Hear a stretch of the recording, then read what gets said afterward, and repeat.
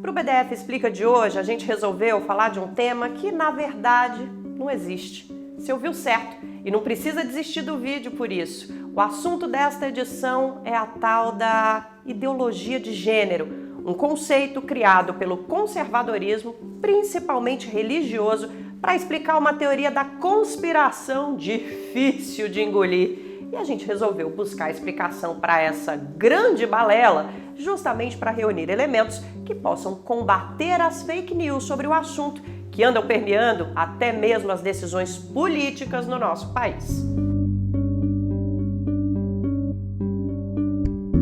Para falar sobre ideologia de gênero, primeiro a gente tem que entender o que é gênero. Muita gente pode achar que essa palavra é um sinônimo de sexo biológico para falar sobre o que é feminino e o que é masculino.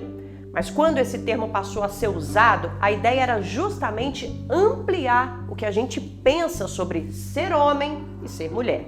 Gênero não diz respeito às diferenças biológicas, mas sim às construções sociais que definem o que é feminino e masculino. Construção social, sim, porque para muita gente isso é inato, natural, orgânico, ser feminino, ser masculino. Mas na verdade é invenção nossa. A palavra foi usada pela primeira vez com esse significado lá pelo meio da década de 1950. Tempos depois, nos anos 1970, o movimento feminista passou a usar o conceito para tratar dessas imposições sociais que tentam definir feminilidade e masculinidade. Para ficar mais fácil de entender, sabe quando alguém diz que cuidar da casa e dos filhos é coisa de mulher e jogar futebol e tomar cerveja com os amigos é coisa de homem? Então, é esse tipo de percepção que constrói o que a gente chama de gênero. Essas diferenças, que de natural não tem absolutamente nada, são só marcas de uma sociedade machista, patriarcal, misógina e desigual. Antes da gente continuar, vale relembrar o que a gente falou lá atrás. Ideologia de gênero não existe. É um fantasma inventado pelo conservadorismo, pela direita. A partir dos anos 1990, setores da Igreja Católica começaram a defender que o termo gênero estava sendo usado por uma grande conspiração global para destruir a família tradicional. É isso mesmo que você ouviu. Para os religiosos, quando o movimento feminista questionava esses papéis que a sociedade tenta convencer a gente que são naturais, ele estava tentando acabar com as estruturas da sociedade.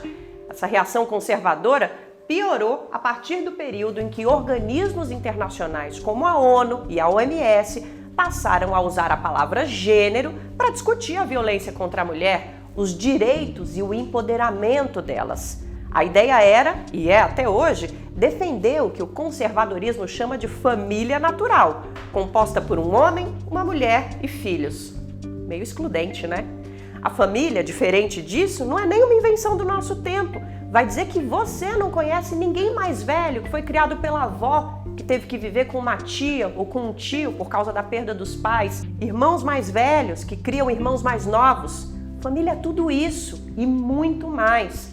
E vamos combinar, se a ideia era só ter uma palavra para definir que há diferenças sociais entre homens e mulheres que impulsionam a desigualdade, isso não é ideologia, né? É só um conceito usado para estudar, para debater, para entender e combater essas desigualdades.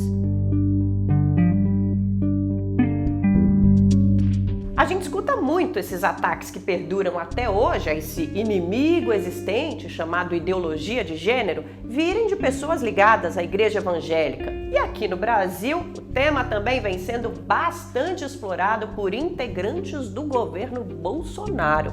Lembra que no começo da gestão, a ex-ministra Damares Alves disse toda orgulhosa que o Brasil estava começando uma nova era em que meninos vestiam azul e meninas vestiam rosa? Pois é, os ataques que começaram lá na Igreja Católica viraram munição para toda sorte de grupos conservadores. Aqueles que passam para frente ideias como armar a população, pena de morte, proibir a homossexualidade ou que o racismo não existe no Brasil. Isso sim a gente pode chamar de ideologia, né? Cabe aqui a pergunta: por que essa galera quer tanto que a gente não discuta as diferenças sociais impostas para homens e mulheres pela sociedade? São diferenças que legitimam a violência, atrasam nosso desenvolvimento como nação e deixam de lado direitos constitucionais que valem para todos os brasileiros e brasileiras. Não prejudicam só as mulheres, atingem populações que também são muito marginalizadas: lésbicas, gays, trans. Quais são os interesses dos grupos que rejeitam o respeito à nossa diversidade? Essa resposta a gente não vai ter tempo de te dar aqui nesse BDF Explica, mas fica uma dica para tentar começar a entender. A explicação primária sempre tem fundo moral, mas se você observar bem, é tudo pavor de perder privilégios.